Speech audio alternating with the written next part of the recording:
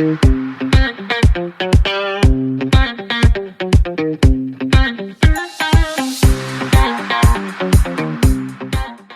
and welcome back to another episode of the RevRx podcast. My name is Chad Potts and I'm your host.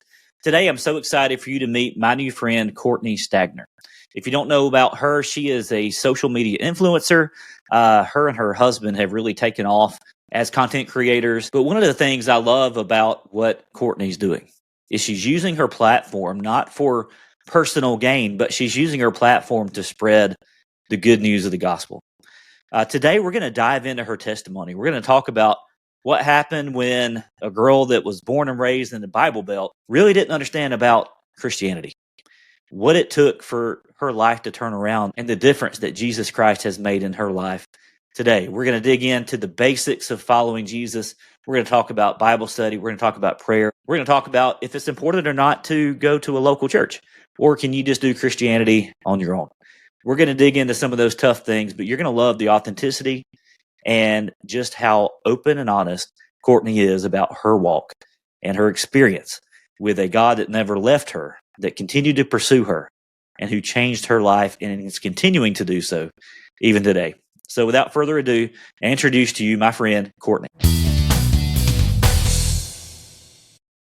Courtnee, what a privilege it is to have you here on the RevRx podcast. Finally, right?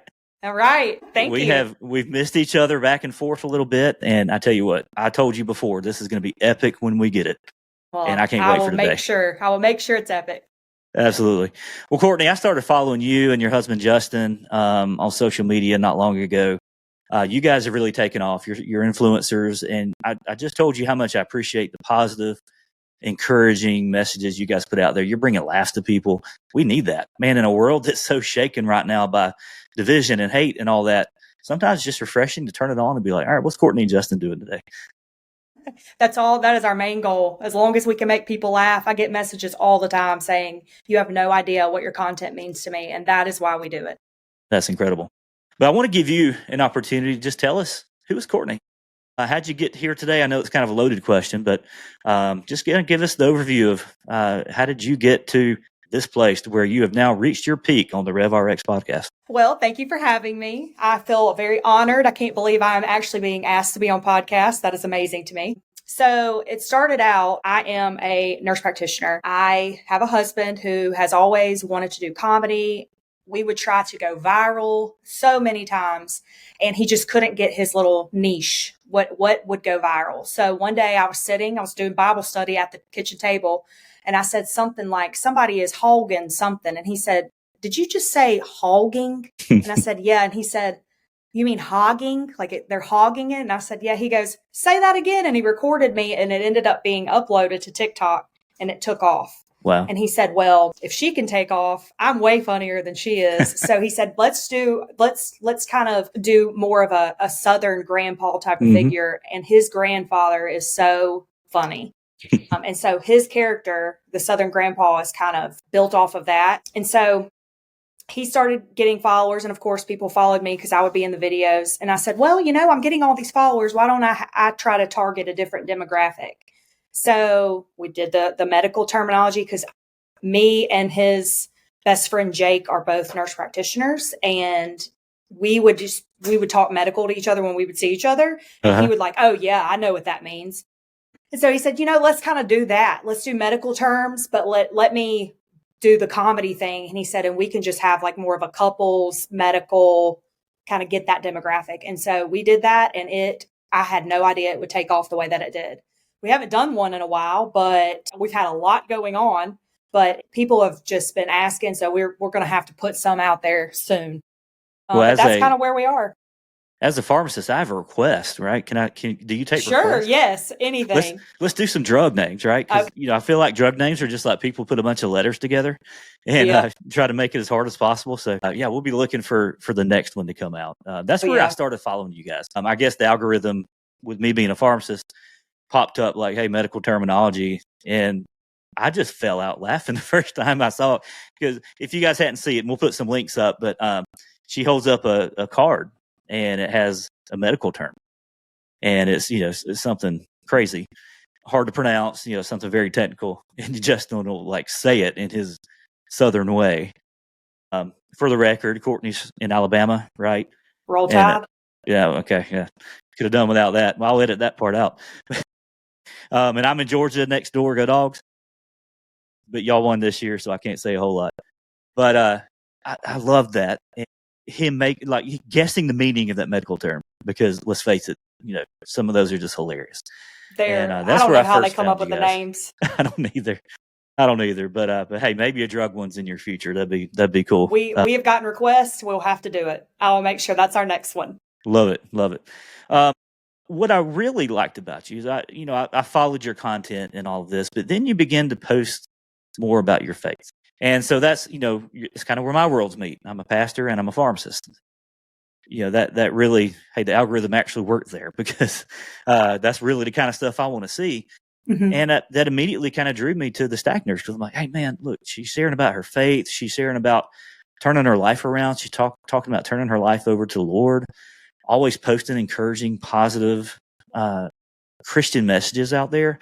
So I'd love to just give you an opportunity to talk about what your faith means to you, and kind of where did that shift happen in your life? Okay. My faith is the utmost important thing. Without faith, I would just be nothing. I have been without faith. I've been without Jesus Christ in my life, and I do not ever want to go back there again. Yeah. Amen. And that shift really happened. I grew up Catholic in the Catholic Church. I went to Catholic school. And if you don't know much about the Catholicism, that type of religion is a religion of works. Mm-hmm. And so I was constantly working so hard for something I would never be able to attain. And so when I was in my early 20s, when I became a nurse and had money to actually go out and party, I partied. Mm-hmm. And it got me in a dark place. And I said, well, why not? Because according to this doctrine, I'm never going to go to heaven. So I might as well just, eat, drink, be merry, for tomorrow I die.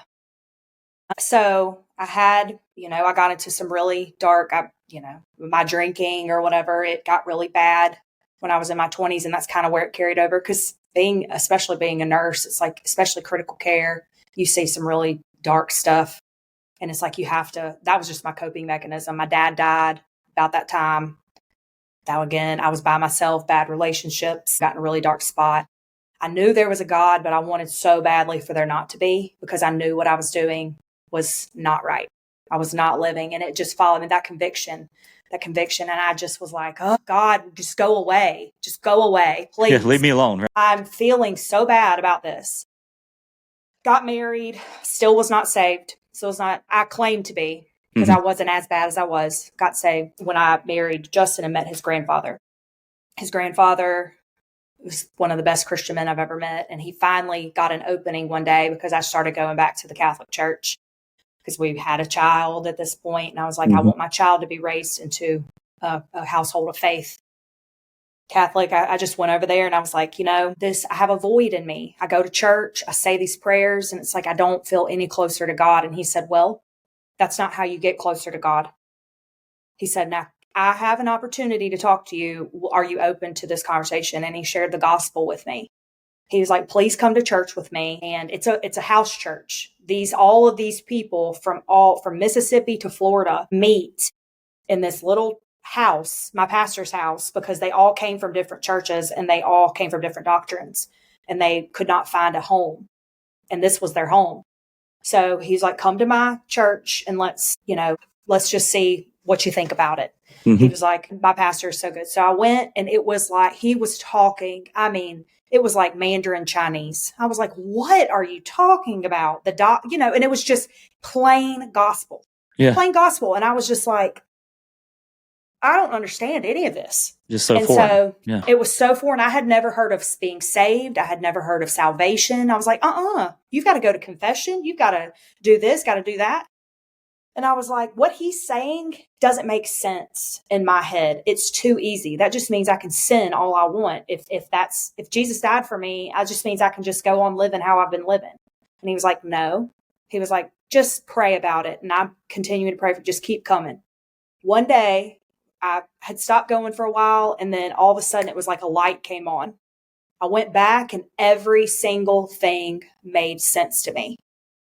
And it was like, really, when God says that his words are foolish to the lost people, so it is so true. Until he opens your eyes and you can hear the word and it can actually go down into your heart and you accept that as truth.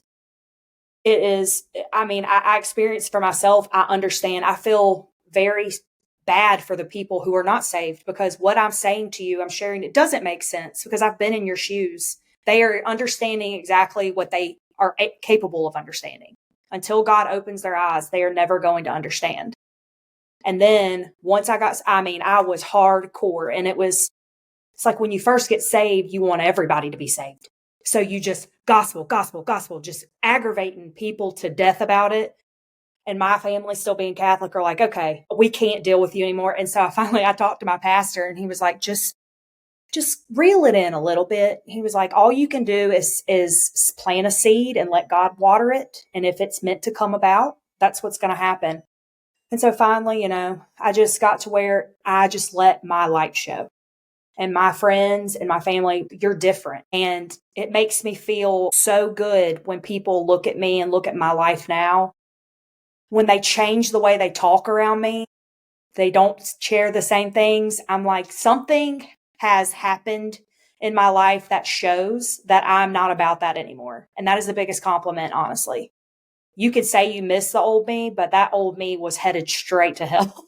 Wow. And I want everybody to feel the joy, even on my darkest days, that I'm like, I still say there's Jesus Christ. And if today is the worst day, I'm still going to be with him one day. Wow. And that's all I can tell people. My joy says it all. Yeah. Yeah. Well, and I'm doing the Bible recap, reading through the Bible this year. And Tara-Leigh Cobble always says he's where the joy is. Yes. And I would wholeheartedly agree with that. Absolutely. Courtnee, I feel like I've been to church.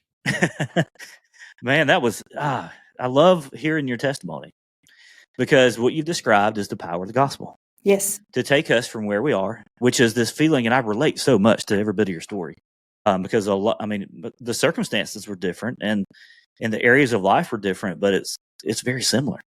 I thought I wasn't Catholic. I was raised in the Baptist church from the time I tell people I had a drug problem. Got drugged to church in the morning, or Sunday morning, Sunday night, Wednesday night. Anytime the door was open, I was there. But I was in that same trap of feeling like, okay, well, church equals following Jesus equals going to church, checking the boxes. Try to be on your best behavior, but you're never good enough. So does it really even matter?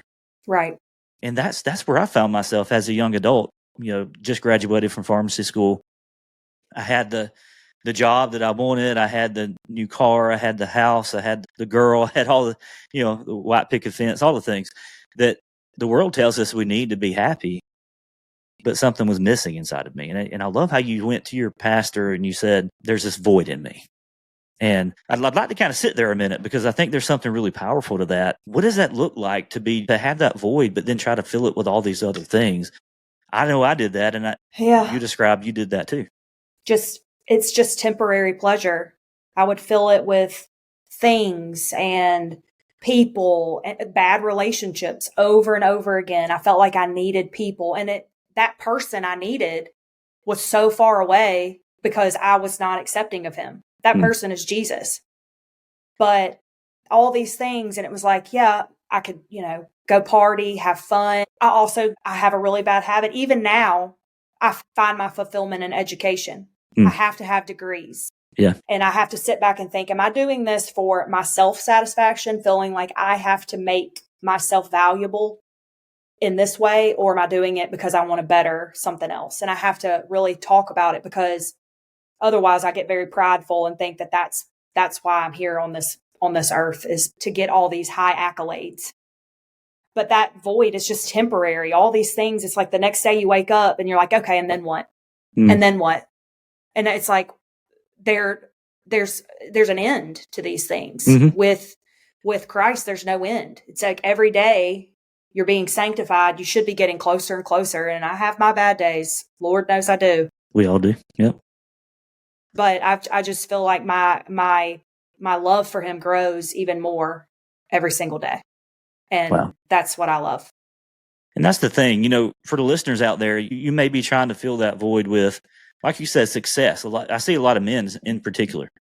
I feel like, if I can just reach that next level, that next promotion, that next thing, then I'll finally be satisfied. Or, you're right, with the degrees or the certifications or all these things, if I can put enough letters beside my name, then eventually, maybe then I'll be satisfied.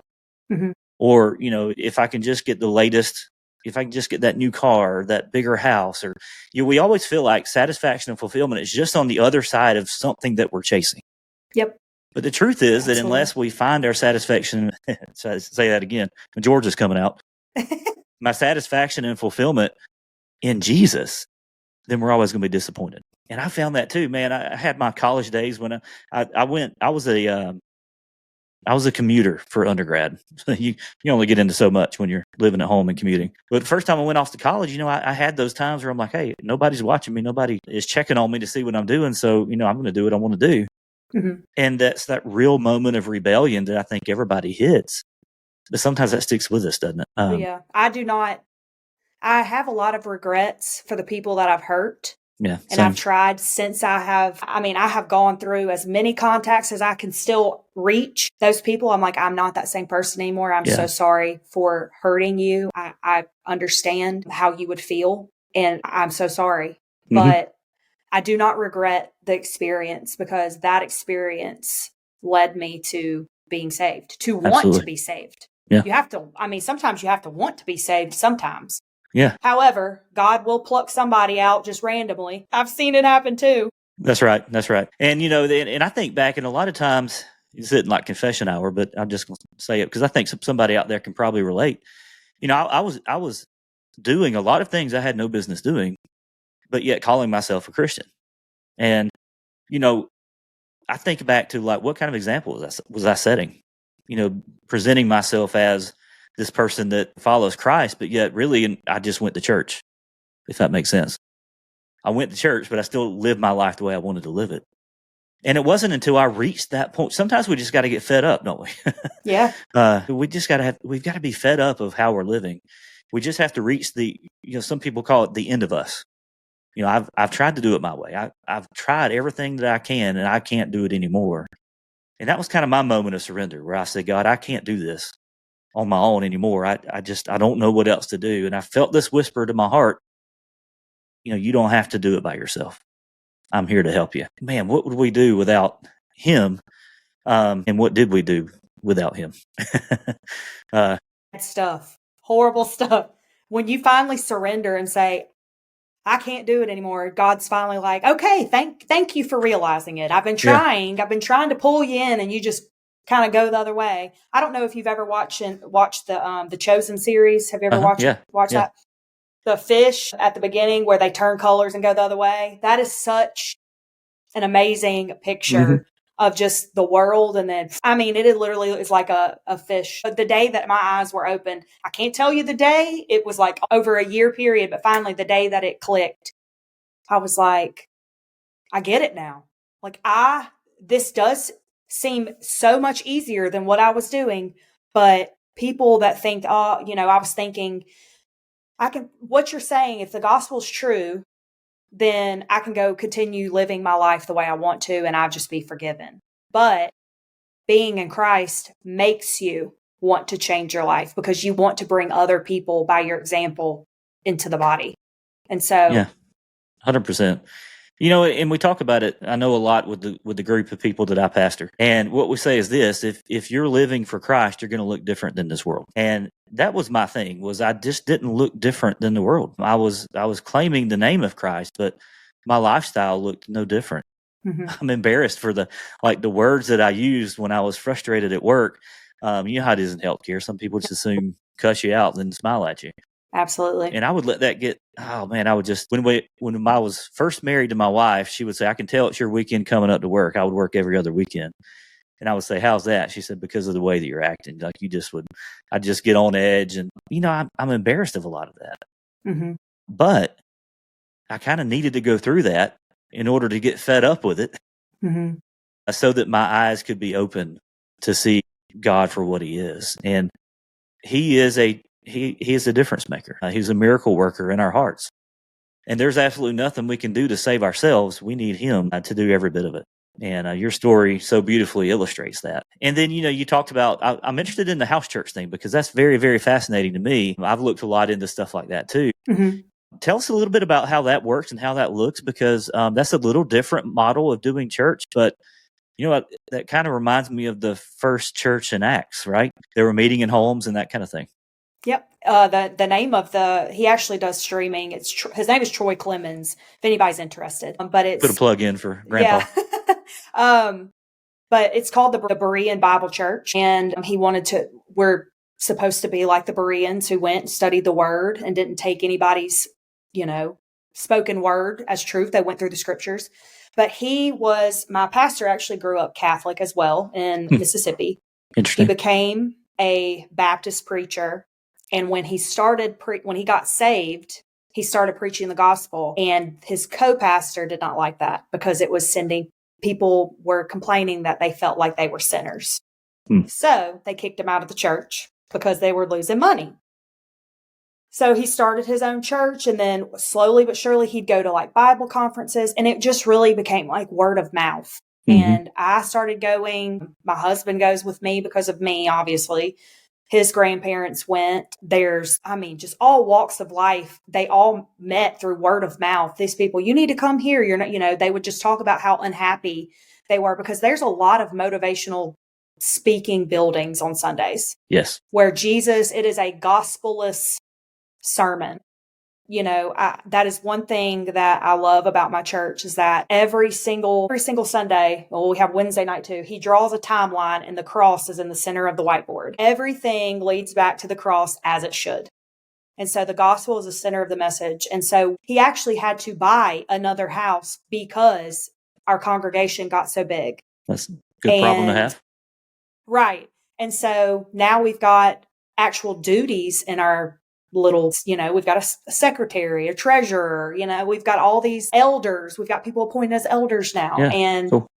I don't know. I've just seen it blow up. I've been going there since 2019, 2020. Yeah. And it's just blown up. And it's one of the best blessings that I've ever received in my life. And it works out for us and people continue to come and we love it. We love it. Well, and you're fruit of it. And, I think that speaks a lot too. To all the listeners out there, find you a Bible-believing church. Yes. A Bible-teaching church, a church that teaches Christ and Christ crucified, that preaches the message of Jesus. Because you're right, there's so many churches, and it's tough for churches right now because, our congregants could pull up any of the best pastors in the world and live stream them on a Sunday and not get involved in the local church. And they could say they had their church, right? So I want to talk about that in just a second too. But, it's tough. But then also there's a lot of, and I'm not picking on any church in particular, but there's a lot of even mega churches out there. And their sermon is going to be like the 5 C's of happiness. It's like, it's nothing. And you listen to it and it sounds good. It kind of tickles the ears and you say, I could really use that. That's useful message. But I don't go to church to find useful things. Mm-hmm. I go to church to worship God, to fellowship with other believers. And in order to be, fed the word, that's going to help me on my journey.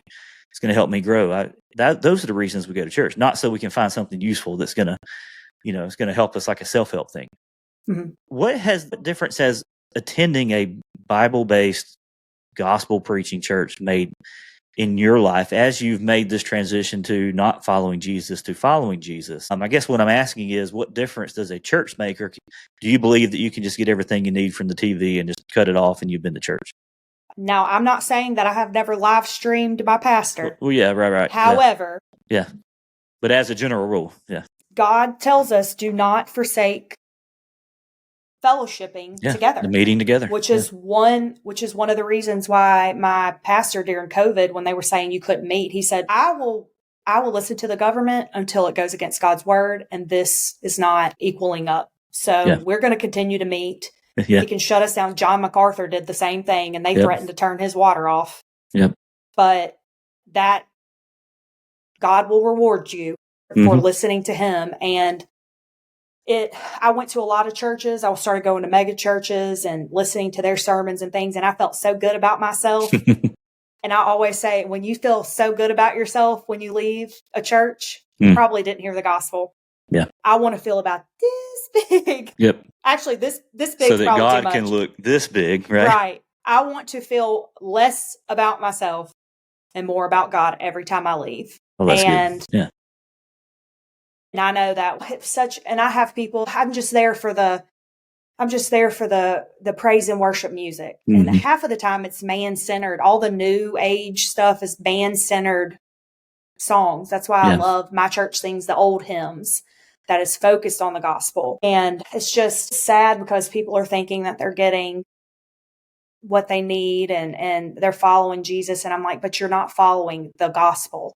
You're supposed to be a changed person. And y'all just there's a church down the street that is advertising on their Facebook that they're having movie nights on Sunday nights instead of a worship service. And I'm like, that is so sad. What movies are you showing? Yeah, right. Tortured for Christ or what? Are you showing? Yeah, if it's not, no, they're watching, Hocus Pocus or something for the kids. And I'm just like, this world is just not the same. No. So if you go to church and you don't hear a bit about Christ crucified or the gospel or anything, it could be Bible verses, but if it doesn't go right back to the cross, you're not getting what you need on a Sunday. Yeah, you can take verses and prove whatever you want to prove. Exactly. But you're so right, because there's a big difference in actually belonging to a church as well. We need each other. Yes. And, I don't know where I would be without some of the fellow believers that I'm a part of. We ask each other questions all week. We don't just see each other on Sunday and say, see you later. We're in communication all week, and, we're talking about different things that come up in our lives and how do we approach this? How do we navigate it? We need each other. We're not made to do this Christian walk alone. It's not just a us and Jesus thing, even though, he does save us personally. But we're supposed to walk this out. You're right. Don't neglect the meeting together of the saints, like so many of you are accustomed to doing. There is this temptation today, and I believe that it's the temptation where all other temptations come from, the devil, to kind of trick you into thinking you don't need the church. Just you and Jesus. That's all you need. But how easy it is to pry you away when that's the case. And so you mentioned too several times about getting into God's word, and I think that's another thing that I struggle with today. So the group of people I pastor are young adults, and so it's 18 to 30-ish. Right after youth group, we tend to lose a lot of people after they graduate from high school. That's where I kind of found the Lord too, is right after college, and I'm like trying to make my faith my own, right? I'm taking it from what I grew up believing to, all right, why do I believe what I believe? Right. And is it because I really believe it or just because someone told me that? Mm-hmm. There's this wrestling that takes place, and I think that's normal. But what I see is, I don't know how to call it anything else. It's biblical illiteracy. There's a lack of understanding of God's word. And, we need a Bible-believing church, a Bible-believing pastor, a gospel-preaching preacher in order to kind of help us understand some of those things too. And if you just listen to some things here and there, and really I'll say this, if the only scripture you're getting is on Sundays, then something's wrong too, because that was me for a large part of my life. My Bible reading plan was whatever the preacher preached on Sunday. Yeah. That's what I read, and then I'd close it and I wouldn't open my Bible again until the next Sunday. Yeah. What do you do on a daily basis to kind of stay rooted in the word and to kind of help you grow and understand more about God from his word? So first thing is, I used to do the same thing as well. Sundays was my only God. Yeah. But he said, give us this day our daily bread, and we don't just eat on Sundays. So you got to eat every day. Amen. So I'm also doing the Bible recap. This is probably my 5th or 6th year reading the Bible all the way through. Awesome. And it's like and I love the Old Testament. Most people hate the Old Testament. Me too. Yeah.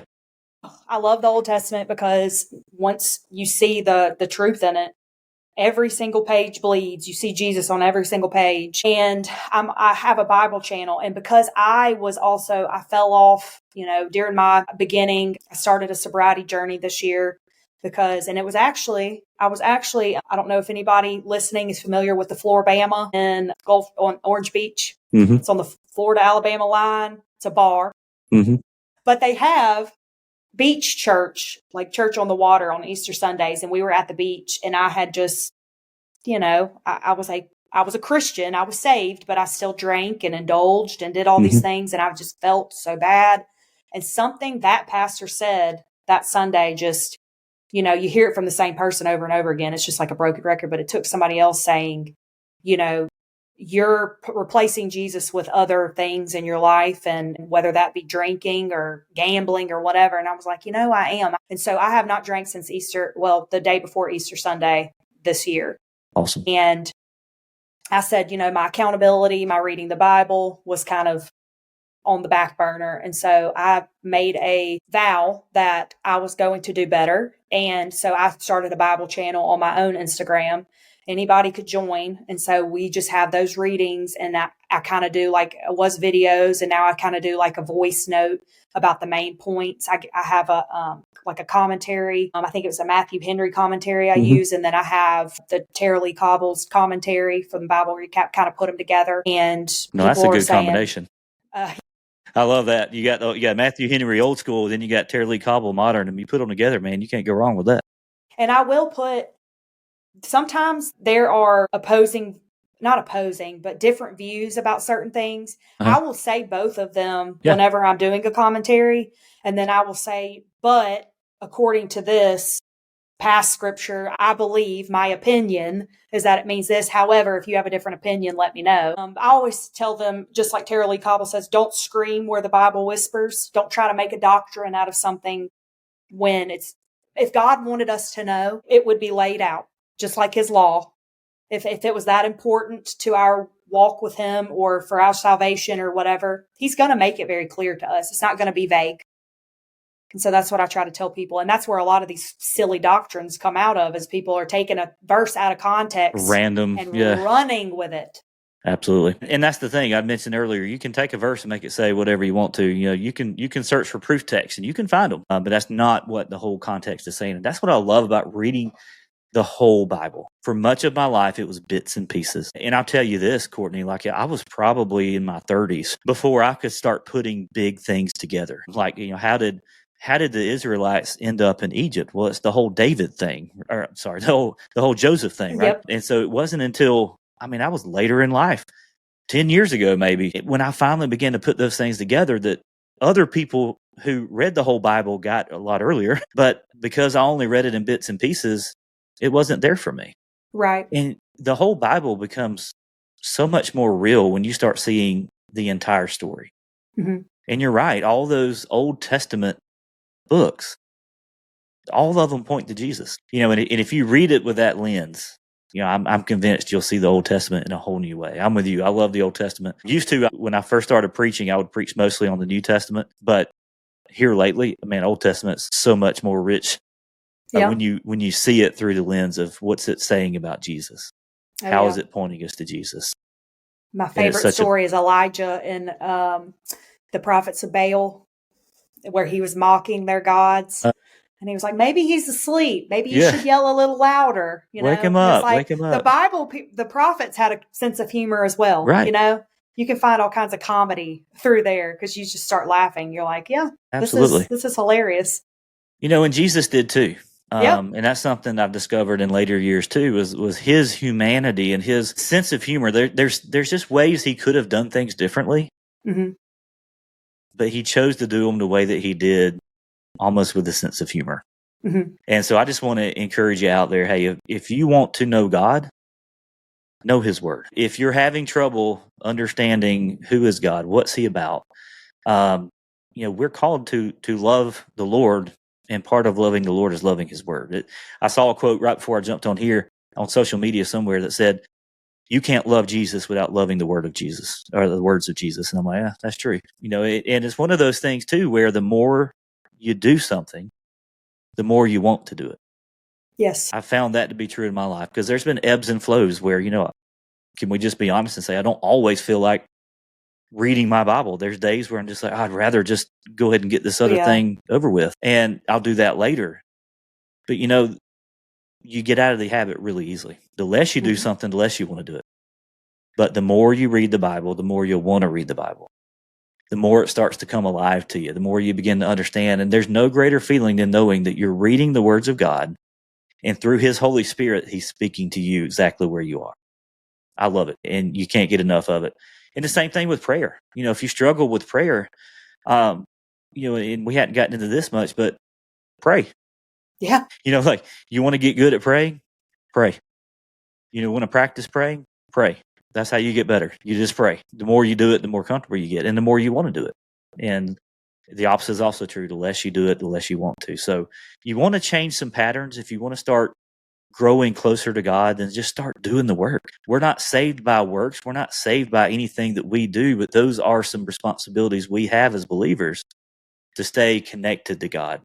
One of my favorite passages is out of John 15, where Jesus says, I am the vine and you are the branches. Remain in me and I in you, and you will bear much fruit. And the emphasis there is on the abiding. The command is not to bear fruit. A lot of times we know that we ought to be Christ-like. We know that we ought to look more like Jesus. But the command in that passage is not to make the fruit on your own. The command is to abide in Jesus, and through his transforming power, then you will bear the fruit of Jesus. And so I love it. Courtnee, your story is a blessing. Your testimony is a true story of Jesus taking someone who was lost and allowing them to have their eyes opened, their life changed, and you're living it out every day. You're an encouragement to me. I love watching your content. I love watching your content. It's always positive. It's always encouraging. And you always give God the glory. And I just want to encourage you to keep doing what you're doing. You're making a difference. God's put you in the platform that you're in order to make a difference in somebody's life, because you're living it out loud. And when you do that, you don't have a clue how many people are watching your example, and saying, hey, I want some of that too. And so I'm proud of you. I'm proud of the journey you're on. I'm proud of you for sharing your faith story. And I appreciate you being here with us today. How can my listeners find out more about you and Justin? I know you're on several different platforms, but what's the best way to find you and learn more, maybe even about the Bible group that you teach? I am on Instagram. It's at Courtnee Stagner. And then I'm on TikTok as well. I post mostly on Instagram, but Courtnee Stagner 12 is my TikTok handle. And my Bible group is on my Instagram bio. Awesome. Y'all check out Justin too. He's a hilarious guy. And at Justin Stagner on Instagram. Yeah. And he's doing shows and stuff now, right?